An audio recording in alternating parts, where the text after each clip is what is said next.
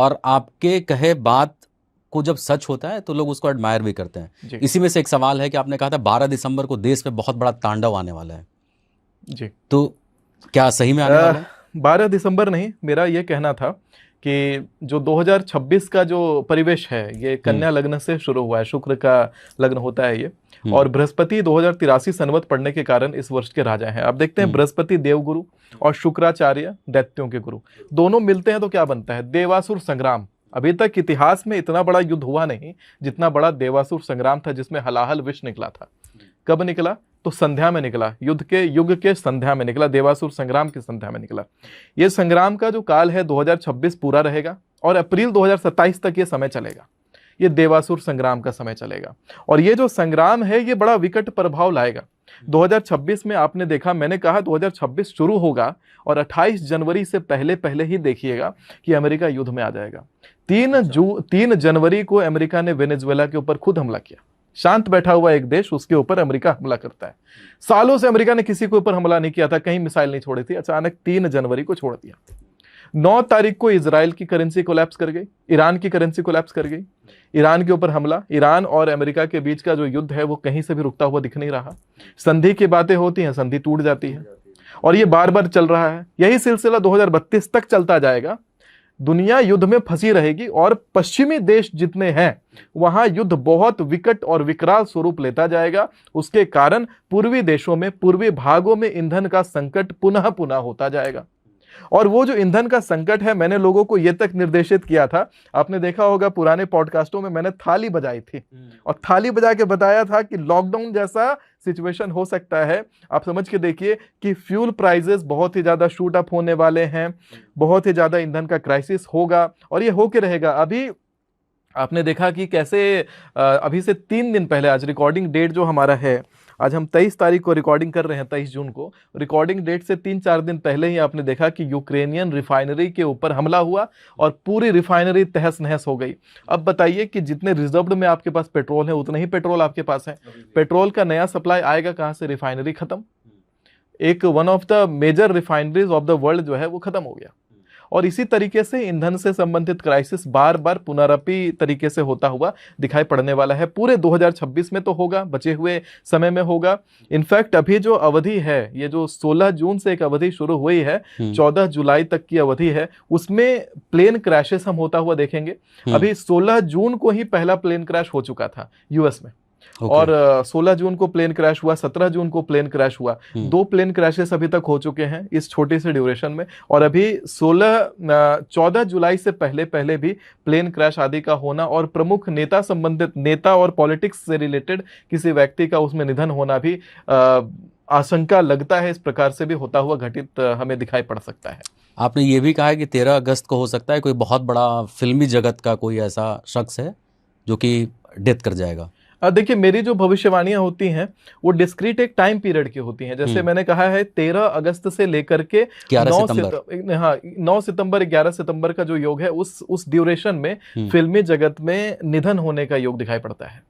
यानी कि निधन वो भी अकस्मात, अचानक से, कोई ऐसा नहीं कि अति वृद्ध व्यक्ति ही निधन हो रहा हो उसका, अकस्मात तरीके से अचानक से किसी का निधन आने का न्यूज हमें दिखाई पड़ेगा। फिल्मी जगत से वो व्यक्ति संबंध रखता होगा और वो बड़ा न्यूज बनेगा, इस प्रकार से दिखाई पड़ता है। तो सुमिताचार्य जो हैं, जो जिनको लोग कहते हैं आचार्य सुमिताचार्य, ये सब कुछ देख लेते हैं, तो क्या कभी कोशिश करते हैं कि भाई ये मेरा पसंदीदा है, इसको यार रोक लेना चाहिए, इसको बता देना चाहिए, आगाह कर देना चाहिए? कभी हुआ आपके साथ? आयु कर्म च वित्तम च विद्या निधन में च पंचेतानि सृजन्ते गर्भ सैव देहिनः। जब आप गर्भ में होते हैं तभी आपकी आयु, कर्म, विद्या, निधन और धन, ये सारी चीजें गर्भ में लिख दी जाती हैं। तो ये सब चीजें अकाट्य होती हैं। हाँ, ये जरूर होता है कि आप इसके कुछ उपाय हैं जैसे महामृत्युंजय आदि, क्योंकि शंकर जी के पास ही वो शक्ति है कि आपके किए हुए कर्मों को शंकर जी काट करके और आपको शुभ फल दे दें।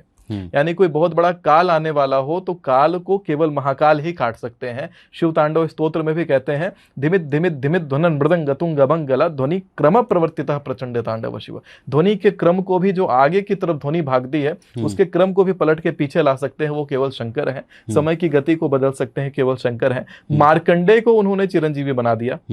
समय के पहले जो जन्म लिए वो शिव हैं।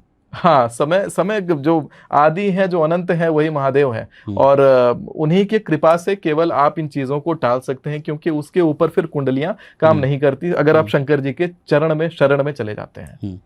अच्छा, ये बहुत ज़्यादा आपका जो वीडियो वायरल हो रहा है कि आपने कहा है कि 11 अक्टूबर से लेकर मतलब कुछ ऐसी चीज़ें बदल जाएंगी, जो सैन्य गतिविधियां बदलेंगी, देश में बहुत बड़ा सैन्य अफरा तफरी मचेगा। तो ये क्या कहना चाह रहे हैं आप? देखिए, मैं ना आपको एक लिस्ट दिखाता हूँ। मैं दरअसल साल के शुरुआत में इस प्रकार से एक लिस्ट तैयार करता हूँ। वो लिस्ट मेरी भविष्यवाणियों से संबंधित रहता है कि साल भर में कौन सी बड़ी बड़ी घटनाएं घटने वाली हैं, उस विषय में लोगों को आगाह करने के लिए। तो और हर भविष्यवाणी आपकी सोशल मीडिया पर ट्रेंड करती है? हाँ, भविष्यवाणियाँ बड़ी ट्रेंड करती है, लोग उसको फॉलो करते हैं और नाना प्रकार के ज्योतिषाचार्य तुरंत कॉपी करते हैं। जी में लाइव टीवी का एक प्रोग्राम चल रहा है। लाइव टीवी के प्रोग्राम में मैं किसी पक्ष पर बोल रहा था। जैसे मैंने कहा कि 11 मई से लेकर के आप देखेंगे कि भारत के अंदर आतंकवादी पकड़े जाएंगे और सैन्य संघर्ष शुरू होगा। ये जो आतंकवादी पकड़े गए थे अभी 21 मई को हमजा बुरहान मारा गया था और 22 तारीख को 11 आतंकवादी पकड़े गए थे। तो ये सारी चीजें मैंने देखा फटाफट से, जो बाकी एस्ट्रोलॉजर थे सब ने कॉपी कर दिया कि हाँ इन्होंने जो कहा है उस बात से मैं सहमत हूँ, मैं भी यही मानती हूँ। तो मैं हंस रहा था उस। तो ऐसे एस्ट्रोलॉजर को आप क्या कहना चाहेंगे? कॉपी कैट कहूंगा, और क्या कहूंगा। मैं कॉपी करते हैं। मैं पहले न्यूज़पेपर में जब छपवा के रखता था तो मेरे वाले ही ऐसे डेट निकाल करके और डेट थोड़ा मोड़ा आगे पीछे करेंगे, 2 दिन 1 दिन आगे पीछे करके बोलेंगे पूरे पॉडकास्टों में आकर के। हालांकि और जब उनको मौका मिलेगा मुझे ट्रोल करने का तो भर भर के ट्रोल करते हैं। मैं देख रहा हूँ कि बड़े अगेंस्ट में बोलते हैं। सामने से पूछो आप तो नहीं सुमित भाई, हम कहाँ आपके बारे में कुछ बोल सकते हैं। ये मैंने खूब देखा है। इसी में एक सवाल लेते हैं कि अब तक कितनी भविष्यवाणियां आपकी गलत साबित हुई? देखिए, गलत में जिसमें आपको ट्रोल किया गया। मैं बता रहा हूँ, गलत में मेरी ऐसे देखा जाए तो अभी रिसेंट में एक मेरी गलत हुई थी भविष्यवाणी। ममता बनर्जी का मैं देख रहा था पुनरागमन पश्चिम बंगाल में, लेकिन आपने शायद देखा होगा कि पश्चिम बंगाल में कुछ बैलेट भी जलाया गया था। ऐसा कुछ न्यूज़ आया कि यूएन जा रही थी। हालांकि अब जीत किसकी वास्तविक है ये भगवान ही जाने, उन्हीं के पास है। लेकिन जो भी हो, तो वो चीज़ धरातल पे तो लोगों को गलत दिखाई पड़ रही है, जो हो सकता है पॉलिटिक्स को डीपली अभी भी प्रोटेक्शन चल रहा है उसको लेके। तो उसके लिए चल करके काफी प्रोटेस्ट चल भी रहा है, क्योंकि कहते हैं कि कहीं कोई सच है, कहीं कोई सच्चाई है, तभी डंके की आवाज निकलती है। बिल्कुल। तो अगर डंका बज रहा है वहां पे पश्चिम बंगाल में, तो कुछ सच्चाई भी हो सकती है उस बातों में। लेकिन हालांकि अब जो है लोग तो उसको गलत मान रहे हैं भविष्यवाणी को लेकर के। अब उसको लेकर के लोग ट्रोल करने का मौका मिल गया ना। Everyone wants to makes the god bleed. हर कोई देखना चाहता है कि एक जो पर्सन हो उसको मतलब उसको क्षति हो रही हो। पता नहीं क्यों लोग किसी को क्षतिग्रस्त होते देखना बड़ा आनंद लेते हैं। कुछ क्षति हो रहा हो किसी को तो आनंद लेते हैं। तो क्षति पहुंचाने की बड़ी कोशिश लोग करते हैं। अमूमन तरीके से देख रहा हूँ कि बड़े चैनल्स चला रहे हैं लोग, बाकायदा मेरी वीडियोस रोज डालते हैं, काट के डाल रहे हैं तरीके से लोग। तो सुमिताचार्य को अगर क्षति पहुंचती है तो ये किस एस्ट्रोलॉजर को फायदा होगा? देखिए, यही बात तो मुझे निंदनीय लग रही है कि देखिए एस्ट्रोलॉजर्स हो गए, ब्राह्मण हो गए, सबका जो उद्देश्य होता है वो समाज को दिशा दिखाने का होता है, एक दिशा निर्देशन का होता है।